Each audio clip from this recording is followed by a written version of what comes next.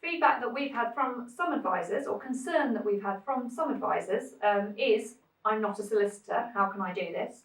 At this point, it's worth noting that I am also not a solicitor, but I do hold the position of Judicial Review Project Worker for the Child Poverty Action Group. Really don't need to be one.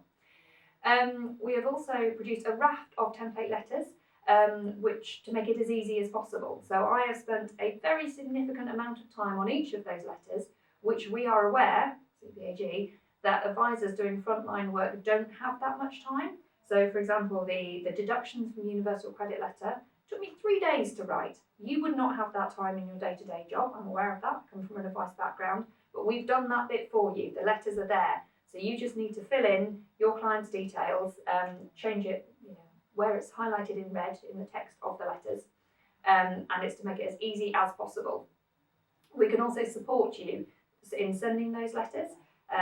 My email address is jrproject@cpag.org.uk. If you want to either contact me to ask whether it's appropriate, if you want to talk to me about grounds, if you want to send me your draft of a letter, I'm very happy to check it before you send it.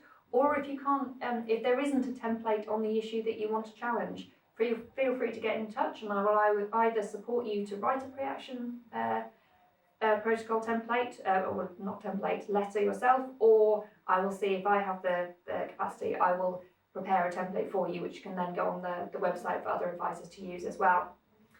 It's worth saying that if the matter is not resolved, you don't have to litigate, you don't have to go to court, you can just let the matter drop. We get some responses, for example, we sent a pre-action protocol letter challenging the failure to include the carer element in line with the run-on of carers allowance following a bereavement, and also challenging the failure to apply protection on bereavement to the claimant's housing costs, where she had to make a new claim to Universal Credit, having previously been on her husband's claim for housing benefit, and she wasn't entitled to the 12-month run-on in housing benefit or the 3-month protection under Universal Credit because it was a new Universal Credit claim. They came back, DWP came back and said yes, carer element should be applied in line with the carer's allowance run-on, but no, not entitled to the protection on bereavement. And we didn't do anything.